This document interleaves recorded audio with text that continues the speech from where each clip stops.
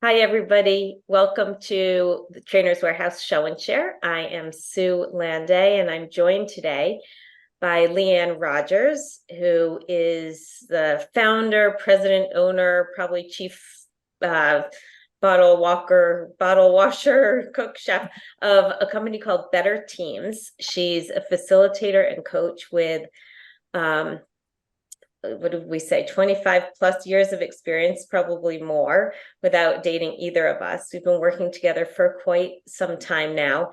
Um, Leanne is from St. Simons Island in Georgia. And one of the things that she loves to do when she's not working is, which is kind of a fun fact, is volunteering at an animal sanctuary that cares for farm animals. So a cool, interesting mix of experiences. And with that, I'll let you kind of take it away, Leanne. We're happy to have you. Hey, it's fun to be here and get to talk about teams with you all out here in the space. And we're going to talk about teaming today in ways that you can identify and think about when you're working with teams, where to start really. Like how do you help them? What do they need the most from you? Because we know how busy teams and leaders are right now. And so going to give you a tool that you can use and just talk through that with you. And so we thought it would be kind of interesting just to start with a poll. Should we put that up now, Sue? And ask you just kind of what's your role, just to kind of give context to who's in the room with us right now. So like which one best describes you? Are you employed as a facilitator or coach? Or are you an independent facilitator or coach? You have your own business, your own practice. Maybe you're an aspiring facilitator or coach. We could throw a trainer in there as well. When I say facilitator, we're kind of leaning either way. Are you, maybe you're a leader or a manager interested in teams, and or maybe it's something else, and you can check more than one. We let it be where you can check more than one. So it's kind of fun to see who's there, who's on the call. And let's leave it open just for a few more seconds. We don't have everyone yet, and I know we have two people in the same room, maybe sharing a computer too, so you can click for both of you, or I guess one would if you have the same role. um all right, and so let's go ahead, and I guess we can end that and share that if you want to, Sue. We Uh, didn't get quite everybody just yet. Oh, yep, there we go. So yeah, so you're kind of a little bit of a lot of roles, right? So some of you are employed, some of you have your own practices or businesses, some of you are leaders or managers, and other. And if you're other, feel free to put that into chat. But it just gives us some context as to who's on the call today as we talk about teaming. We're a varied group. Yeah. And so, and my understanding is, Sue, this is informal, so people can jump in at any time and ask a question or comment. So we're kind of talk and then do that. And so do that, jump in. I thought we thought it would be helpful to give you to share the model with you first. So this is the only kind of telling part of that. Did they get to see the results? Did you all see them? Okay, good. I'm going to just close it off my screen then. Let me go ahead and share my screen with you for a minute. And what I want to do is walk you through this model. For some reason, oh, I know why it won't let me do that. Let me try one more time. There we go. Walk you through this model. It's the Better Teams model. This is a model that I developed several years, many years ago, actually. And I just found I needed a really good framework when I was working with teams to help figure out, what does this team need? How can I help them the most? And to have a framework to be able to talk about teams with the team. And there are some out there that I just didn't find one that I thought had all the components that I wanted. And so this is a model you can use with teams that you work with right now. And so what I want to do is at a very high level walk you through it, because it's, I think, intuitive. Once I walk you through it, you'll get it really quickly. And then as I do that, if you can be thinking about a team that you are either on, it can be your team that you're on right now, or it could be a team that you know very well and are either are working with or have we worked with recently. And I think it's helpful if you will just think of a single team as we talk through it, and be identifying as we do, how is your team doing in each of these areas? And then in a minute, you're going to see the characteristics and go, okay, yeah, we're doing really well here. Okay, we're doing Soho here, so here. And then, oh, wow, yeah, this is an area I think we have some opportunity to get better. And so just kind of think about that as we go through, and then we'll have a conversation about that afterwards. So hang in there with me for a little bit of me telling, and then we'll get into our conversation. All right, thumbs up, everybody good?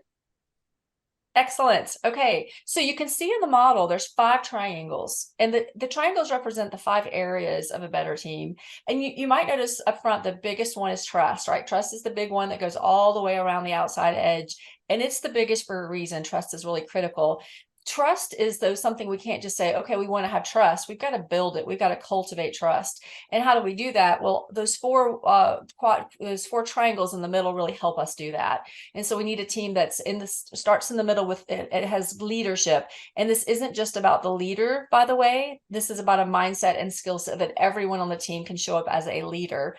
The team needs to be aligned in purple. We go to the green one, they need to be ready, have what they need to be successful. And then if we go to the top, they need to be happy. Because bottom line, if a team is working really well and they're meeting all their goals and they're performing, but if they're not happy, they're going to either quit and go somewhere else, or almost worse, they're going to quit and stay and become, just that low performer or even a disgruntled employer. So happiness matters.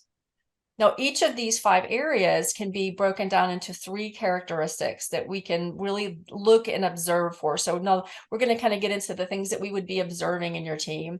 And let's start this time in the middle with leadership. And so I'm going to actually grab my pointer tool and ooh, okay. Oh, I love when Zoom doesn't update. And I don't know what to do with this update. Let me not do that. And I don't know how to get rid of this. I just updated this. There's a really cool tool in here. Let me do this. Huh. Never seen this one. Mouse. Okay. Where are you Well, we're just going to finding? keep on moving here. All right. So there's a new tool on Zoom. Okay. So can you see my mouse if I move it around, Sue?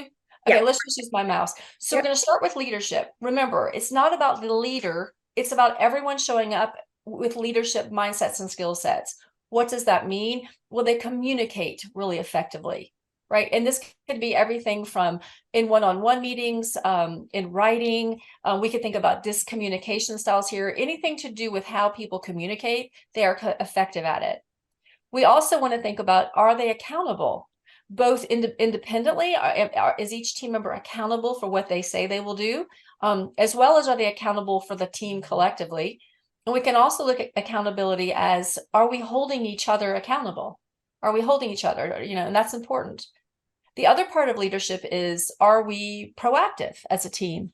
Are we looking ahead? Are we looking at what's coming? Are we being innovative? Are we being strategic and figuring out what are the trends and how might that impact us? And what do we need to do to stay ahead of the curve? All right. So these are the kind of things we're looking at when we think about leadership. Let's go down to the purple one, which is aligned. And so it's also really important that the team is aligned around their goals, their roles, and their methods. And so let's just break that down. When we think about goals, are we all on the same page around what are our goals, what we're trying to achieve, what's our mission, what's our purpose, and also our individual goals and how our individual goals connect to the larger team goals? And then what about roles and responsibilities? This is a really common one where there's some ambiguity around roles and responsibilities, but who's responsible for what? Are we clear on that? And do we agree on that? Because I might think Jody's supposed to do it. And she thinks Sue's supposed to do it, right? Or maybe I think I'm supposed to do it and Sherry thinks she's supposed to do it. And we're competing for it. So that's really important. And then the last one around alignment is around methods.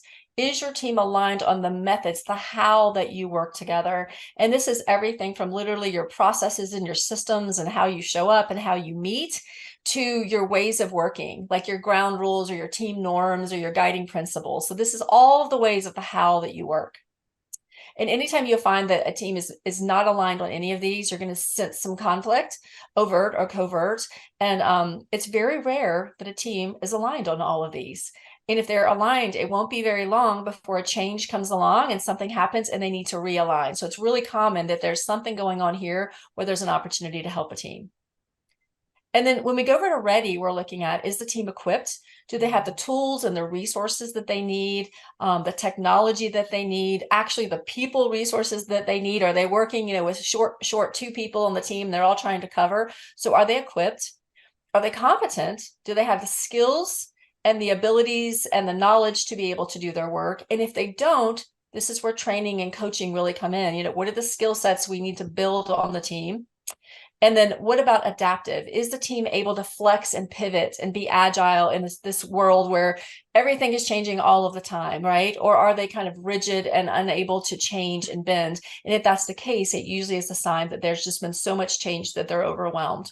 So we want a team that's ready and agile and has what they need to do the work. And then if we go to the top for happy, this is my favorite one. You again, because what I said before, you can have a team that's working really well, but if they're not happy, you're not going to retain them. And so are they connected? There's so many things you offer in Trainer's Warehouse for connecting, don't you? Fun things to do to connect people. But do people feel connected both to their leader and to each other? Like they feel like they're, a part of a team. They really have that sense of connection and relationship. And are they engaged in their work? Do they love what they do? Are they playing in their sweet spots, getting into the flow, like looking forward to what they do, not getting what we call in my house the Sunday scaries, which means you don't want to go to work on Monday morning, right? We don't want that. And then finally, are they fulfilled? Are the team members getting what they need so that they feel like it's valuable, like they're getting something from their job besides a paycheck? They're growing, they're learning, they're serving, they see what they're doing and how it makes a difference. And then when you do all of these things, you begin to cultivate trust, right? And so how do we know if a team has trust? What can we look for? Well, are they candid with each other? Are they willing to have open and difficult conversations, to speak out, to disagree, to challenge each other respectfully, to have healthy debates?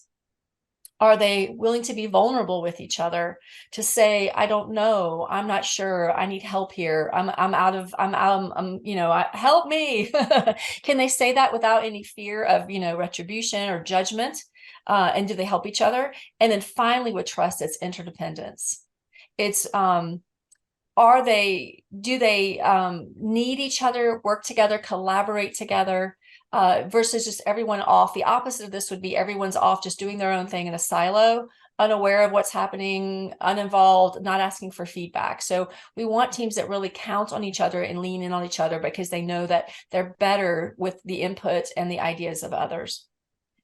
And so when you look at all of these 15 components, hopefully you're thinking about a team that you work with or are on right now. You can start to think about, where are you already doing really well? Where's this team doing really well? And then what are the potential opportunities to help the team? And so you can use it on your own, and you can also use this as a conversation starter with the team. Let me pause. I've done a lot of talking. And Nora, thank you for the nice words in chat there. I'm curious, are there any questions about what any of these mean or where something would fit on the model?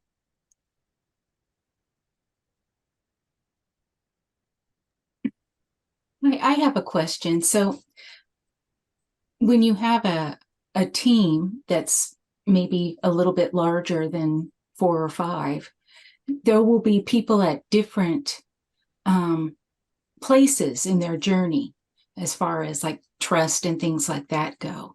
So what is like the thought on greeting people where they are, but at the same time, hoping that we can all get to these same areas at the same time. Yeah. And so let me check in and make sure I understand the question correctly, Wendy. So for example, with trust on a team, there might be people that feel very trusting of others on the team, and there might be people that aren't. Is that kind of what you're saying? Or there might be people that feel very connected to people on the team, but there might be people that aren't. Is that part of your question? Right. Or they feel like they can trust some, but not all, or some, but maybe there's a few that they can't, that sort of. Yeah, that's a great question. And I'll respond, but I would love others to jump in, raise your hand, just speak out, unmute, come in here too. I think what we have to do when we think about teams and dynamics is we have to look at it is this an individual situation? Like, is this between one person and another? And it needs to be like a separate conversation we have with them to help them figure it out? Or is this part of the team thing? Is this a team thing? Is it impacting many of us? And we need to have this conversation as a team. And so there's I think we have to make some decisions sometimes on where is this conversation best. So if it's 2 employees that really just don't trust each other, it may be better that they have that conversation and possibly with their manager to figure that out than bringing the whole team into their stuff, if that makes sense. But if there's a lot of issues in the team, just kind of general distrust and people aren't comfortable and it's happening with many people, then it becomes a great team conversation to talk about how can we, where are we doing with trust? And they're going to be, if there's not trust, that's going to be a hard thing for them to even talk about. But how do we build more trust? What do we need to do to build more trust? And so the idea would be, if you use this as a diagnostic, it's a place to figure out where do we need help, and if trust is it, and then the next steps would be, okay, what do we need to do to build more trust? And if you use this model, you might say, is it that we're not candid with each other because we're uncomfortable with that, because we don't want to hurt each other's feelings, or we feel like we'll get burned if we do? Or are we not candid with each other because we don't know how, we don't have the skill sets, we need some training on how to give feedback in a constructive way? And so you want to kind of do some more digging and to figure that out. Or maybe it's they don't trust because they're so independent instead of interdependent, and they're actually rewarded independently. They get rewards for doing a good job. They don't get rewards for collaborating with other people. So we want to kind of just look at all of those things. And if we start to ask these questions and dig in behind it, like what's really going on, what's the root of the matter? And then we can figure out from there, what do we want to do? What do we want to change or develop as a team so that we have this? I was just going to say also, Leanne, what strikes me about the model itself is that you can really use it as a snapshot for a lot of things. So one is, like you're saying, assessment. Where are we, either individually or as a group? And that's, that's part of it, is just like understanding what our dynamics are. Because I think about people asking us, and my colleagues can probably attest to this, but people say, how do I choose which team building game to use? How do I know where we are, what we need to talk about? And by having this, either doing an actual assessment or even having this model in your head, you can kind of think about, do I need to, work on building trust? Do I need to help people get connected? Are we really needing to focus on leadership, communication, how we interact with each other? Because, whether you're picking, a thumb ball around happiness, leadership, team dynamics, or you're looking for a game that you're playing, that forces you into a situation where you have to talk about things differently or work out different processes. Like all of those experiences can work on something else. And then it also comes down to, so you've got like the assessment, the activity, and then what questions do I ask when I debrief? Which of these components of the trust triangle do I need to focus on? So it can kind of inform us at a lot of different levels, which I think is kind of cool. Thanks, Sue. Sherry, you had your hand up too. Yes. I'm a dental consultant, so I'm always training, the doctor and the team. And I do have large teams that are like 25 team members and 3 doctors or whatever. And it is very hard to put all of this with that size of a team because there's so many different personalities. But I did realize after seeing this is it comes from the leader, the head leader, and that is the doctor, the owner of the practice. And what office that I'm thinking of is that he's so mistrusting. And so then all the team members are mistrusting. So it's kind of, you follow what you see. So somebody has to set an example. And it's, I find myself just struggling because there'll be one person who just, well, I'm not doing that. I don't care what you say, and the doctor doesn't back you up. And so then it's like, okay, so why am I doing this? So it's for everybody who's trying to put this together and to take different departments and saying, okay, what do I do here? What do I do there? Is awesome. And I know that with smaller practices, this is a piece of cake, because I thank you for that diagram because I'm going to use it now. And that's easy. but it's when it comes to a lot more team members that ends up being more of a challenge, I think. Any thoughts on that? I do. Did I stop sharing my screen accidentally? I brought it down. Oh, you brought it down. Sure, sure.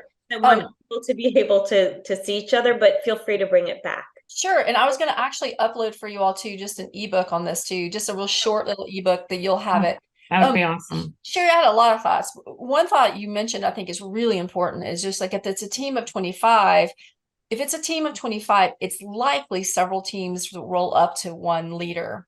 And so if you were doing something like this where you're trying to figure out how do I help the team collectively at 25, it does get a lot more complicated. Let's just use the dental practice, for example. I'm going to make this up, but maybe you have the front office staff and the back office staff, right? And then maybe, you know, in a larger organization, you might even have more groups than that within a team, and they all roll up to the same person. So they might say we're a team, and they are a team, but they're like a big extended team with several subsets of teams underneath.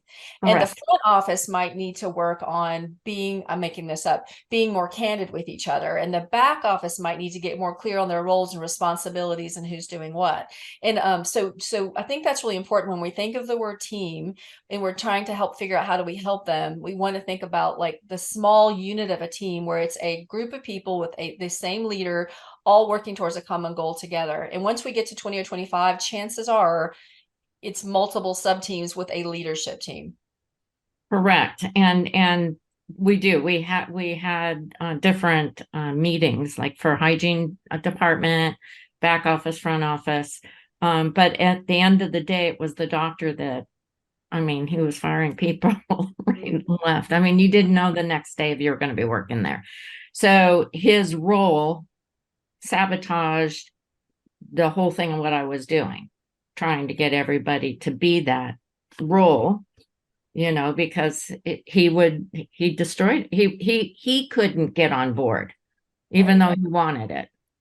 And so that's really tough, right? If the leader is the kind of key challenge and the way they're showing up or creating a sense of trust, then you could have a meeting all day long with a team. It's going to probably not get very far. To me, like that's more of a one-on-one coaching conversation with that leader, you know, like maybe they need a 360 or something like that, a 360 leadership degree, or they need some coaching, or they need something to help them see how they're showing up and how they're impacting the team. So that would be a good example to me of a one-on-one intervention versus a team intervention, at least to start. And then once the leader starts getting on board now, and he's now ready and aware that he's been doing this, now it's time to kind of pull the whole team in and say, what do we do? But you've got to get him, or in this case, him aligned first. Yeah.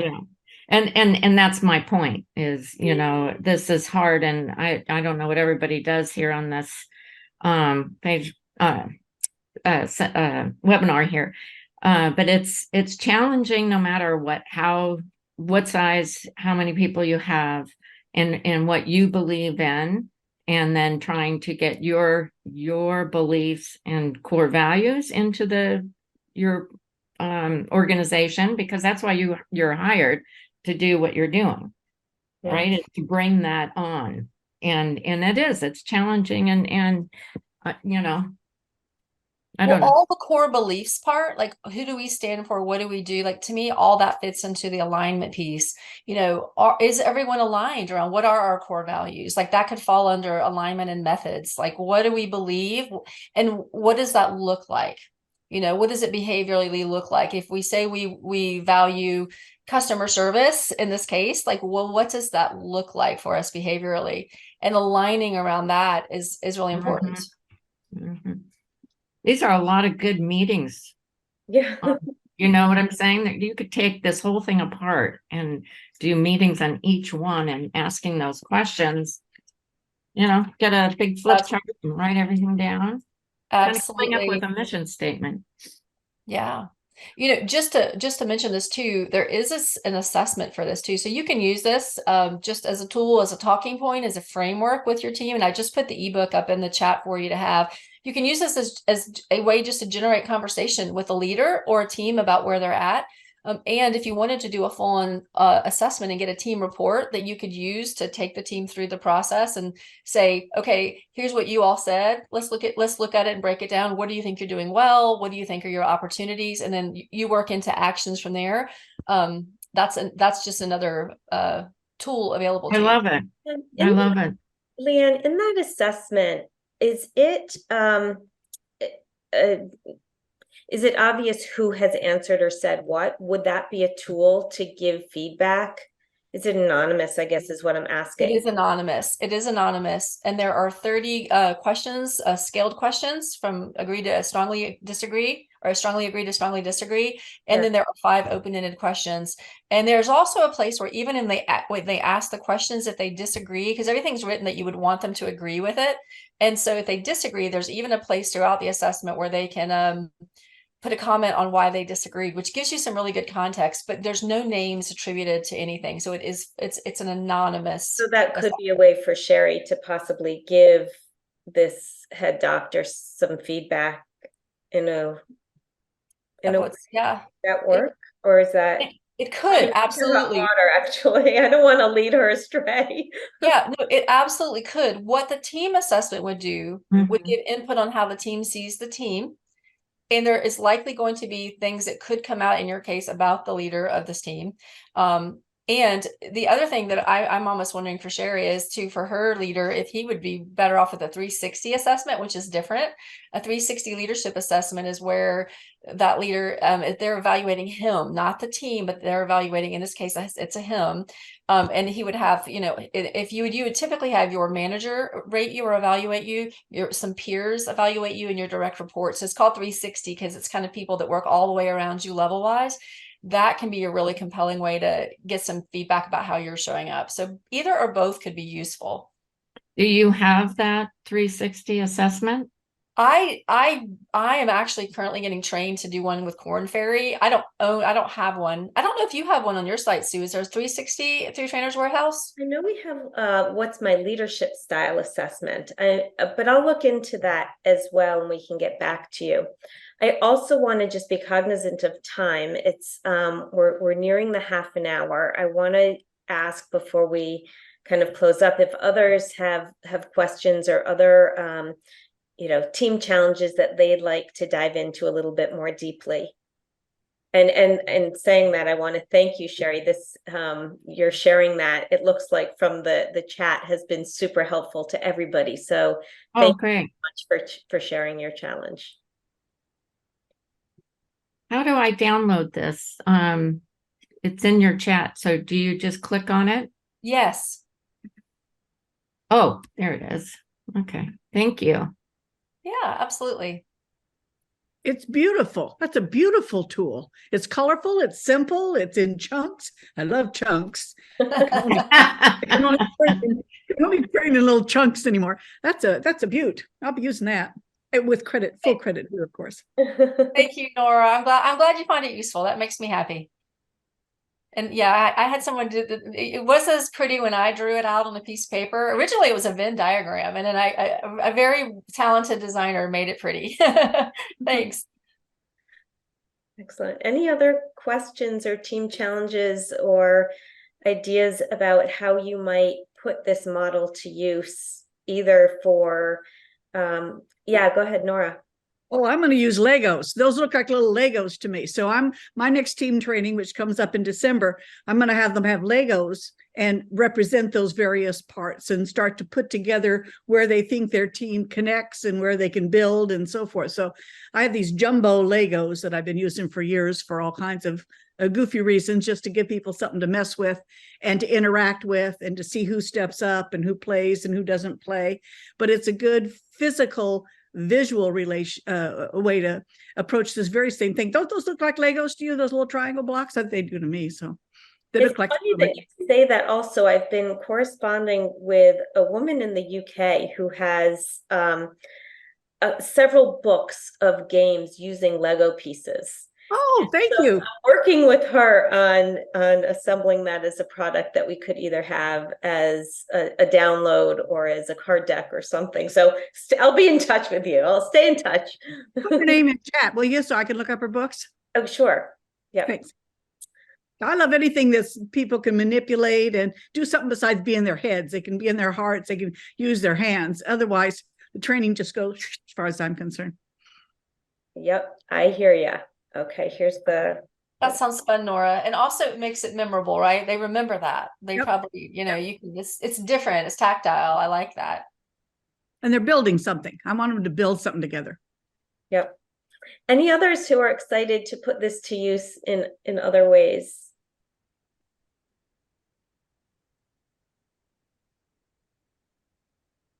All right. Yeah. So, you know, you can even just use it. You may use it with a team, or you may just have it in the back of your head when you're talking to a leader and trying to figure out, how do I help them? Because you know, my experience is they're like, can you come help me with my team? You have 3 hours, or you have a half a day. Like, people are giving us, at least my experiences, they want you to come in a very short period of time and make an impact. And so we're going to make an impact. I think we've got to figure out what is it that they need, so that we're not just doing our favorite team activity. We're doing something we know they need and what's going to really move the needle with them. And this is a way to help you figure out what that is. So, Sue, it's been so fun. Thanks for inviting me in to Cool. talk to everyone. Yeah, Oh. thank you everyone for participating, for being part of this. So again, thank you everyone.